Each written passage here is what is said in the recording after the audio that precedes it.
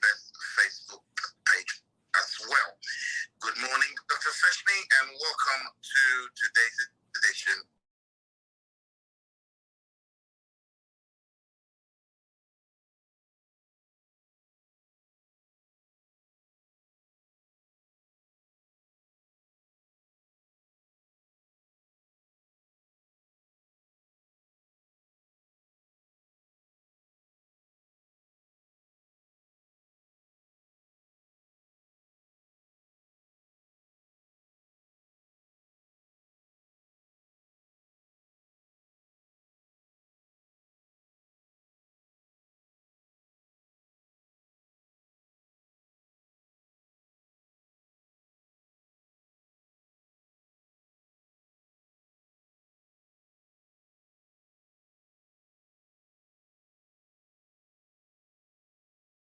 And Megan spoke so openly about her difficulties and struggles, and again, it's so important. Yeah, but I'd rather that we didn't go into that, if you Yeah. don't mind. Yeah, sure, that's fine. Let's just stay out of the politics of Sure. the royal family and Meghan and all that. Sure. So let's. Yeah, I was merely raising it because of mental health. Yeah, just to talk about mental health. I mean, we understand the mental health Yeah. side of it, but Yeah. As you understand, we Yeah, no, I wouldn't have mentioned that. I was just talking about mental health. Yeah, it's so important just to get help. That's all I wanted to say. Yeah. That's great. Thank you very much for that. Yeah. I understand with these issues, we have to be very careful. It's not about giving our opinions, but it was more about raising issues, which everyone's talking about, that more and more people will come forward. It'll make it easier for people to talk about their struggles. And I think in terms of COVID-19, we've seen so many people struggle with mental health, with depression, with suicide, with isolation, with physical health and mental health. So I was just trying to illustrate the point that we need to talk about anything that's troubling us, especially because with COVID-19, we've seen there's been an increase in the number of mental health conditions. And as a doctor and psychiatrist, it's something I also, since the outset, we've been talking about mental health and COVID-19. So I merely just wanted to highlight that point. Okay, thank you very much for that. Yeah. And sorry, I had to stop. Butt in there because I just we're not supposed to be going into this thing. When it comes to opinions and political opinions and all that. Anyway, let's move away from that. You know what? I've been looking at the headlines today. Yeah. And I can't seem to find a single COVID story in the United Kingdom. Yes, well, I think things have really settled down. Yeah. Yeah, no. So just not much. Just about the schools. About schools, what has happened since schools have opened. I think there was a lot of talk. There was a lot of discussions. I saw a few radio, and I've listened to a few radio and seen a few TV interviews where people were talking about how it is now to meet a friend outside, talking about schools going back. So I think that's been the main news of concern. Yeah, but I'm just saying another one, and it's about restrictions in Scotland. Yeah. And they are expected to be eased slightly to allow more people to outdoors. Yeah. So the First Minister it will update the MSPs about the state of the pandemic and lockdown at Holyrood. Her deputy, John Sweeney, said that the data is going in the right direction and that ministers were hopeful that measures could be eased. But however, they're saying that the overall stay-at-home order is expected to remain in place for some weeks to come. So I think slightly everybody's trying to ease it. People are easing the lockdown slightly, slowly, and carefully. I would say. Yes, I think so. Yes, everyone's been quite careful. There was one particular news because yesterday Boris Johnson, it came up on my Facebook Live because he addressed the nation in the afternoon. So that was something that also came up. So he spoke about from Downing Street, Boris Johnson, about what a big day, an emotional day it was for millions of families up and down the country, where children were able to go and play with their friends for the first time. And then he spoke about people being anxious and obviously being in lockdown and how overwhelming it must have been, and also a sense of relief.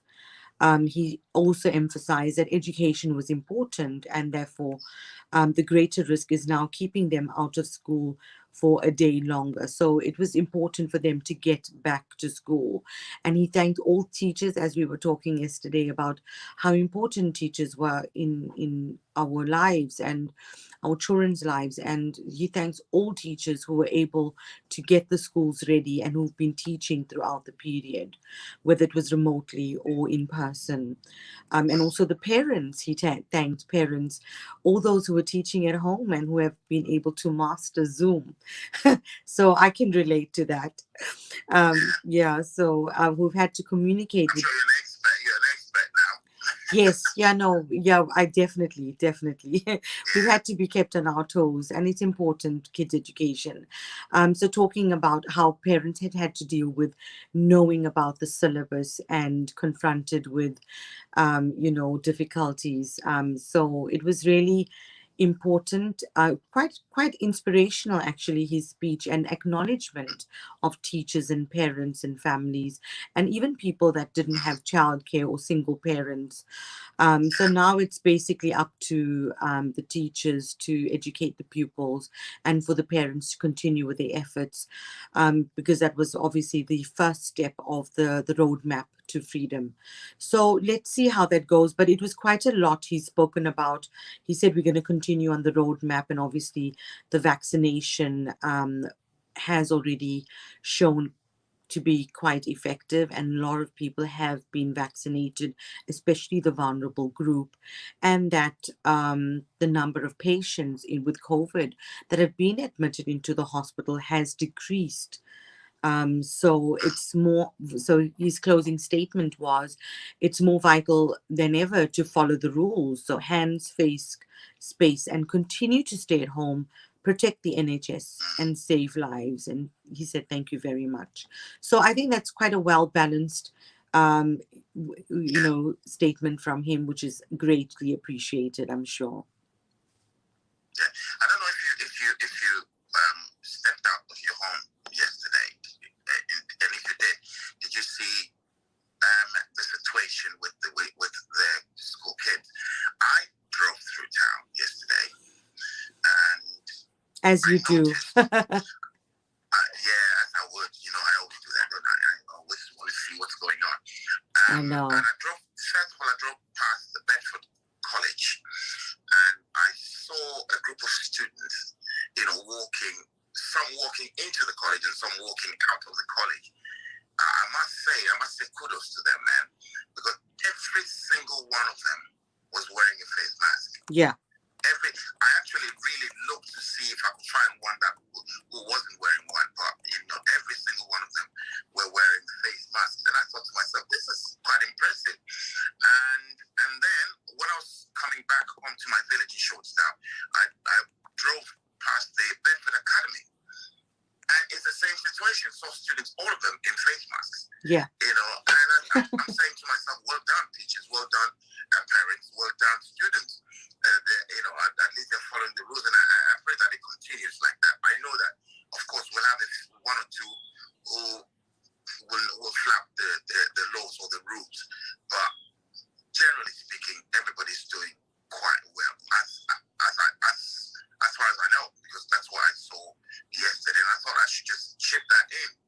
No, that's fantastic to hear. Everybody, yeah. That is, I mean, I didn't actually see people outside, but I did look on the television, and it was, I think, around the same time of Oprah's interview. So it was, they were showing of the news. So I watched the news after that, and there was videos and clippings of children going back to school. And, as children entered the school, they all had masks on. There was someone at the door with a register. They showed, various different points of the school, and how social distancing masks were being worn and use of hand sanitizers. So it was really good to see. Yeah, definitely. So exactly like what you've seen, is how well people are adhering to the guidance, which is fantastic. And we're seeing things getting so much better. Would you believe the headlines is 65, every life matters, but 65 coronavirus related deaths and 4,712 cases are the UK's lowest for 5 months. That is So fantastic. Well, let's we'll come back to that, to the numbers, but let's keep talking about the schools. yeah. I just wanted to let you know, because you did ask me yesterday. Yes, I was going to ask anyway about Amy. Yeah, Sorry. I was going to ask about Amy. That's exactly what I was going to tell you, because you did tell me that you would want to know what happened with my daughter when she went to school. Well, according to what she reported to us, Yes, because she was constantly on the phone with myself and my wife. amazing. We've got this family WhatsApp, so we kept communicating. She was telling us what's going on and where she was and all that. Everybody got their temperature taken Yeah, before you could actually go inside the school campus, and then after your temperature is taken and you're all right, before you can enter the building, you have to show your negative COVID test, okay, before you went in. And constantly you would have to wear your mask. yeah, Everybody was, whatever class, except, of course, as I said to you yesterday, except for the dance class, where you take it off, but then there's social distancing and all that, which I thought that was fantastic. And they'll have to have another test tomorrow to go in on Thursday. So 2 tests a week. And so that's my report. that is amazing. That is amazing. That's amazing to hear. And I'm sure she's felt really secure and safe as well in having you all on the other end of the lifeline on the phone, to be able to communicate. So I think yeah, sounds quite positive and promising, and she handled it well. So, seems like she's She's a strong girl. and seems like I think COVID has also, I don't know if you've noticed that with Amy, but I know certainly with Shreya, Aryan, and Sitara, I've noticed they've sort of grown up a little bit more. And because they've had to understand it's such a complex thing, I think coronavirus is not something as simple as we adults would like to make it seem. It is a huge thing. And to think, imagine if we were their age going through this. I think they've adapted so well. They've been so resilient and they've coped so well. So, kudos to not only the teachers and the parents, but I think our children, the younger generation who's our future, as to how well they've coped with it. And I think Amy's is an example of, as well as my kids, of how they've coped with the situation. So children are proving to be more and more resilient, which is so important. Yeah, that's fantastic. Now let's move away from the United Kingdom. The U.S. Centers for Disease Control, the CDC, they've announced that fully vaccinated Americans can return to some sense of normalcy. Those who have received the required jabs can visit with other vaccinated people and some unvaccinated people, according to the new guidelines. People are considered protected 2 weeks after they take the final dose of their vaccine, the CDC said. So over 30 million Americans have been fully vaccinated thus far. What's your take on this? Like, do you vaccinated and unvaccinated so we can get together? Yes, I think this is probably the start of what's going to happen. So this is basically US has started the precedent. It's going to continue throughout the world where other countries are going to follow. So people that are vaccinated will be able to then get together because obviously they would have had the vaccine and it would have offered protection, hopefully, against the coronavirus. So people will feel a lot safer. Before you continue, let me just give you a list of the guidelines. They're saying the recommendations say that fully vaccinated Americans can, number one, meet indoors with other fully vaccinated people without masks or social distancing. And they can meet indoors with unvaccinated people from a single household if they are at low risk for severe illnesses from the virus. They can skip testing or quarantine when exposed to COVID-19 unless symptoms should continue to avoid non-essential travel and large crowds, and continue to wear face coverings and maintain social distancing in public. Okay, so continue with your. I just thought I should bring this in before I forget. Yeah. No, I think, like I was saying, I'm not surprised.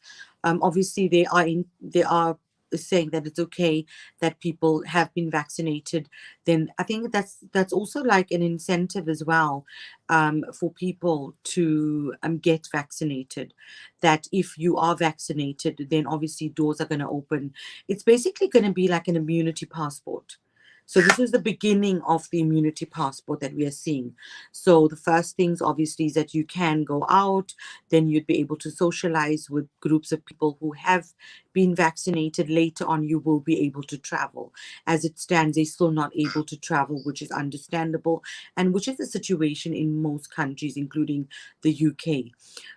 So in terms of this, I do think it's quite positive, in a step in the right direction in getting back to social normality.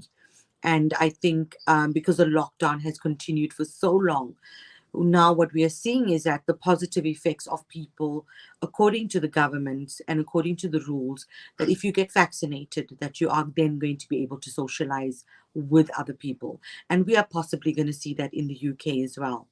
So part of the roadmap to freedom does not include that, but later on, I'm sure this is going to be incorporated. What is your take on it, Opoku? Sorry? What is your take on this? What is my take on it?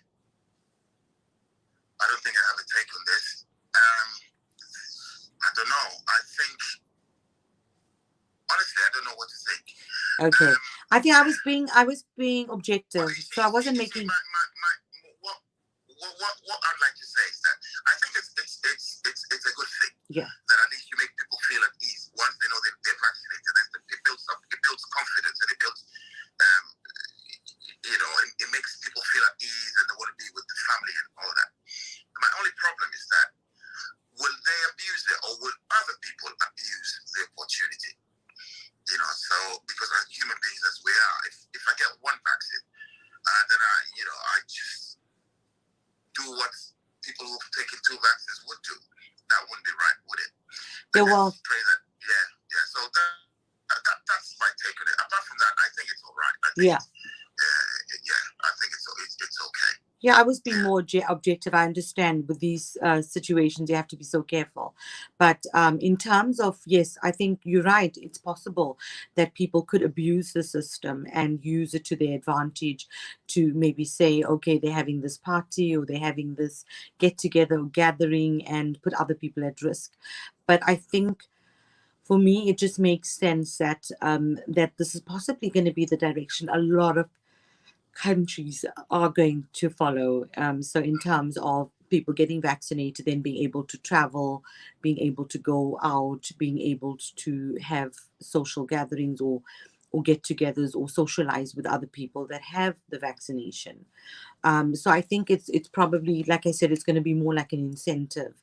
So it's getting people to be vaccinated, and then slowly to open up the socializing channels, and obviously to sort of get us back to a new normal life that we were used to. It may never be the same because obviously mask and I would be interested to know. So if you are in a group with other people who have vaccinated, will you still have to wear a mask? And No, they said no. No. What are you talking about? That's what it says. You said you don't have to wear a mask if all of you are vaccinated. You have your 2 doses, and you don't have to, and you don't even have to observe social distancing. Yeah. So obviously it's yeah. Obviously we've got some good news here in the United Kingdom in terms of the numbers. But before we come to that and the numbers in general, let me drop this a bit of bombshell here. Okay. The Syrian president and his wife, that's Bashar and Asma al-Assad, are experiencing mild COVID symptoms. They've tested positive for coronavirus. Oh dear. Coronavirus is not a respect of anybody. That's one thing I've about it. They grabbed our president, our prime minister. It happened to President Trump. It happened to Jair Bolsonaro. It's happened to a lot of world leaders, and now it's grabbed the Syrian president and his wife. Oh, well, I hope they get better. It sounds like they're experiencing mild symptoms. So, yeah, did they test positive then? Did they say that they tested positive? Yeah. So they have tested positive. So we hope they recover. And like you said, coronavirus doesn't discriminate. And I think that's what it's taught us so much, is that anyone can get it. So like President Trump, and also Boris Johnson and the other presidents, Brazilian, and so many people, world leaders, have gotten it. And so it does, and even actors and actresses have succumbed to the coronavirus. So it's not something, and people we know. So it's not something that's discriminate. So it is something to adhere to the guidelines. I think that's what it tells us. So hopefully they do recover. I just wanted to say, before I come to the numbers, one more news is in terms of the variant. They're saying the Brazilian variant, the Pfizer vaccine might be protective against the Brazilian variant. That's good news. That's music to my ears, that one. Yeah. So I think that was the one bit of news that I wanted to say. There wasn't anything else. Yeah. Okay. All right. Okay. So now let's do the numbers. Yes. So we're going to be doing the numbers. And as I said, things are looking so much more positive. We definitely... Yeah, that's why the sun's shining brightly now. Exactly. It really feels like yesterday was such an amazing day. And it just feels like it's because we had the online party for Asvaria, and then I saw the Oprah show with Meghan and Harry, and today just seems like another amazing day. So it just feels like we're in a really good space and time for everyone globally, hopefully. So in terms of the numbers, we have coronavirus, the update as of the 9th of March, 2021. We have on the Worldometer, we have 117,765,145 positive cases globally. Deaths, we have 2,612,554 deaths, and every life matters. Total recovered is 93,454,779 total have recovered. So that is like close to 100. We're getting there to 100 million, which is going to be amazing milestone to reach. So the top 5 countries remain the same. So USA number 1 with 29,744,652 positive cases, with 538,628 deaths. India number 2 with 11,244,786 positive cases, with 157,966 deaths. Brazil number 3 with 11,055,480 positive cases, with 266,614 deaths. Russia 4,333,029 positive cases, with 89,473.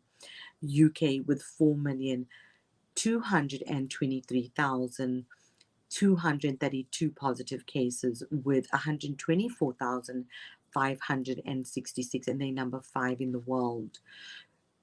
South Africa number 16 in the world on the Worldometer, with 1,521,706 positive cases, with 50,803 deaths.